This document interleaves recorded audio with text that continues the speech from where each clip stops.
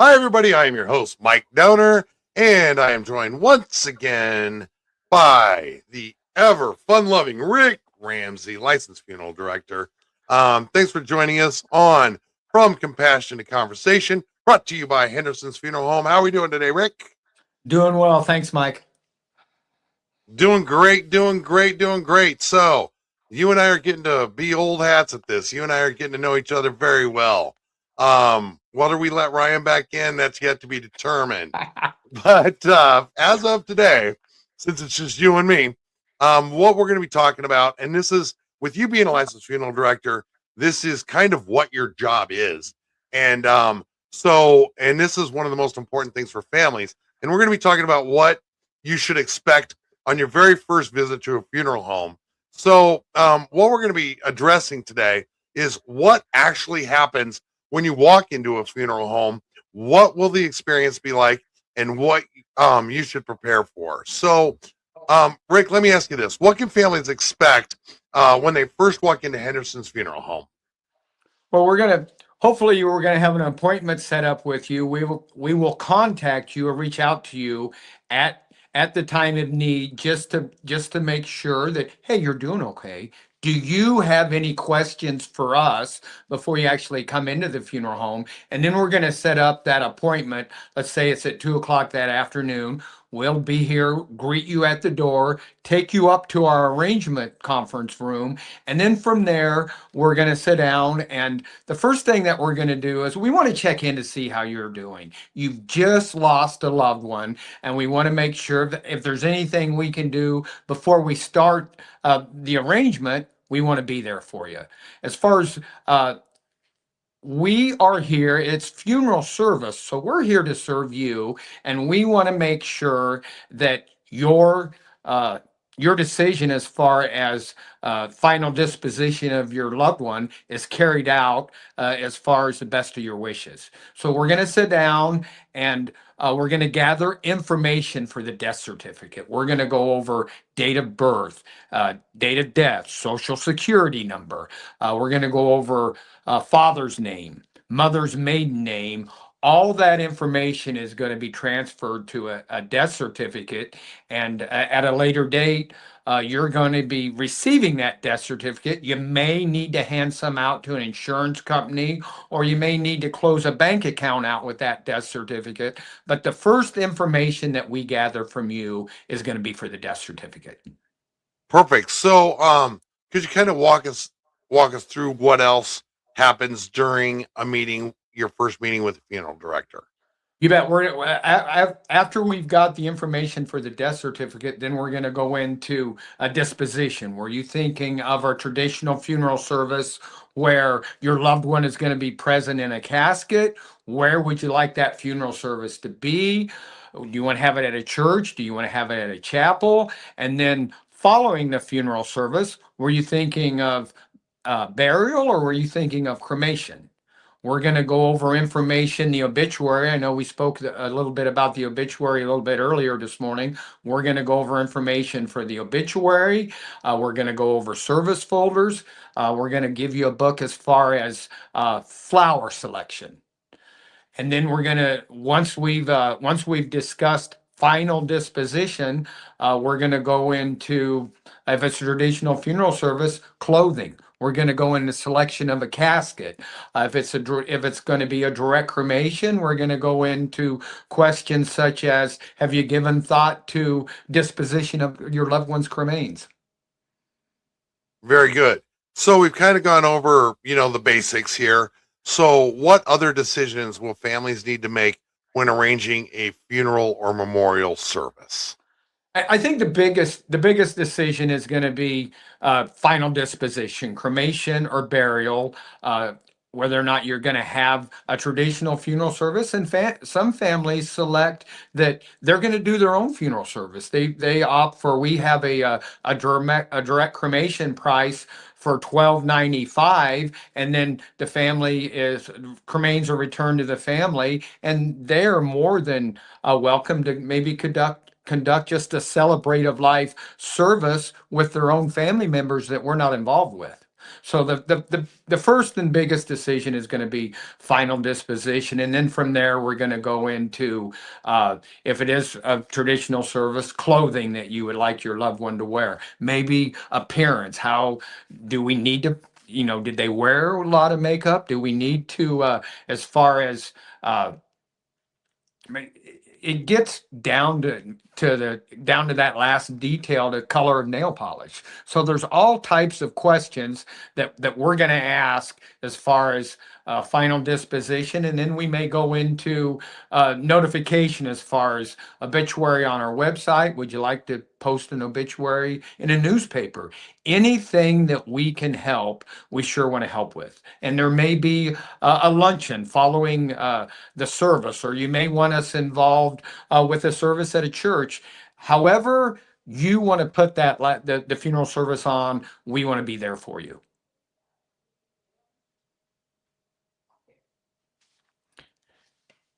Hey, Mike, I lost audio on you, and I'm not quite sure why. So our technical difficulties are over, and you can hear me once again, which is sometimes a good thing. I'm going to be real honest with you, Rick. If my wife was sitting on the other end of that, she would not have thought that was a bad thing. So the next question I did have for you, you answered the last one great. What documents and personal items should you bring to the funeral home? We're gonna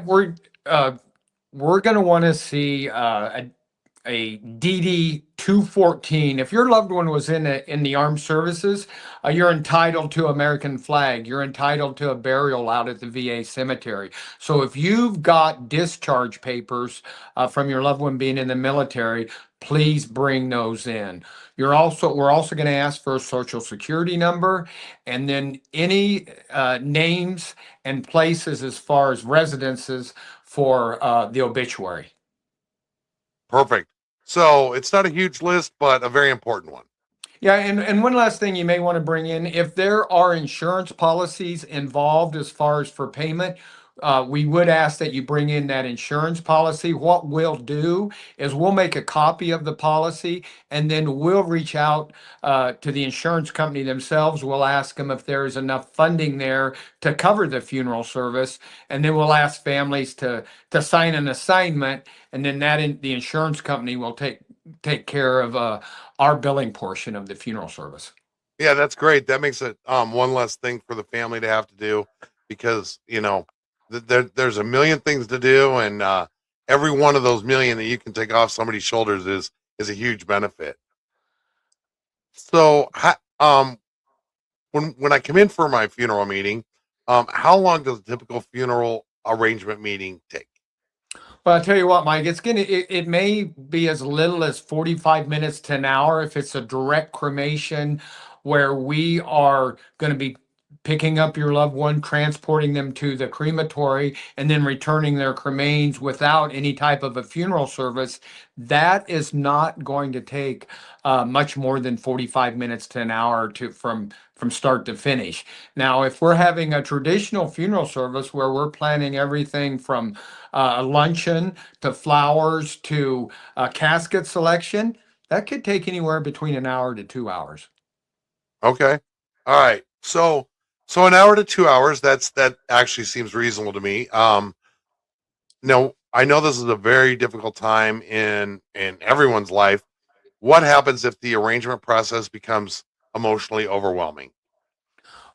There's always the opportunity for everybody to take a break. I mean, we can, as far as I think as funeral directors, we're very in tune to where everybody is emotionally, and we realize, hey, there's a lot going on. Not everybody grieves the same, and if somebody needs to take a 10 or 15-minute break, or if somebody would prefer to come back tomorrow morning as opposed to completing the services right now, whatever is best for the family, we want to do. Yeah, I like the fact that you take that into account, and I'm sure most places do, but yeah, that's that's extremely important to know. Um, so how is working with a family-owned funeral home different from a corporate funeral provider? Well, I like to think as far as family owned, we're more focused on what the family wants as far as the corp and the care of the family. As far as with a corporation, you may have a funeral home that's here in Des Moines, but the corporation is in Dallas, Texas, and so you've got to go back and forth with the powers to be down in Dallas, Texas, to make decisions. Where here, Ryan, the owner of the funeral home, he's here at the funeral home, and if you've got a question as far as, hey, family needs some help here and we want to do something that's maybe a little bit different or a little bit unique to help this family out, we've got the person right here that can say yes or no. Yeah, that's good peace of mind as well. So, we've kind of talked about, what to expect during a meeting, what to bring, what things you need to kind of emotionally plan for. We'll kind of wind this one up, and this one's kind of a big one. So, let's just say that I don't know, out of state, this, that, the 8 million circumstances that I can't even list that you're not able to make it into Henderson's. Can funeral arrangements be made by phone or virtually if a family just absolutely cannot come in person? You bet. And it may come down to the fact that the family just isn't comfortable coming in person and they would prefer to make those arrangements online. Henderson's is set up where we can go ahead and as far as getting everything either, over the telephone or online, certainly doable. Perfect. So if we wanted to have a virtual meeting, kind of like you and I are talking now, you guys have that available as well? We do. We certainly do. Very good. And so kind of have the same uh, same conversations, have your stuff ready so that you can get it emailed over to you or whatever needs to be done, scanned in, emailed. There's a million different ways to send documents now. So You bet, and it can be done online if those are the family wishes. The one of the advantages of coming into the funeral home is you get to see as far as if you're selecting an urn or if you're selecting a casket, you get to see that here in person, and you also have the opportunity if you're having the service here in our chapel to take a look at our chapel. and I don't know the answer to this one, but I'm just gonna assume that I know the answer. If I wanted to start the meeting out on a virtual meeting, kind of like this, and then come in, it could be split up into two. I'm assuming if I say, yeah, we can come in tomorrow to finish this. You bet. Whatever the family is most comfortable with, and they may, as far as the conversation during the virtual meeting, may lead to someone feeling more comfortable about coming in and sitting down and looking at the chapel, or selecting an urn or a casket. Perfect. Well, I love all the options that you guys have. I love the experience, the knowledge, just everything that you guys do for Iowa families. If you and I have talked about pre-planning, which you and I both think is the best option. Just give Henderson's a call. But if unfortunately you're in that time of need, make sure to give Rick or Ryan a call, and these guys will be more than happy to help you out and walk you through it, do it the right way, and provide the utmost respect for your loved one. However we can help, we want to be there for you. Perfect. Well, Rick, I look forward to our next talk. Maybe we can get Ryan. Maybe we can talk Ryan into joining us on one of these. How does that sound?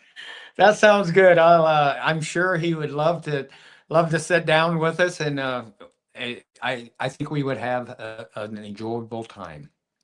I think so as well. Well, again, from Henderson Funeral Home, myself and Rick Ramsey, thank you so much for joining us, and we'll see you on the next episode. Take care. Thanks, Mike.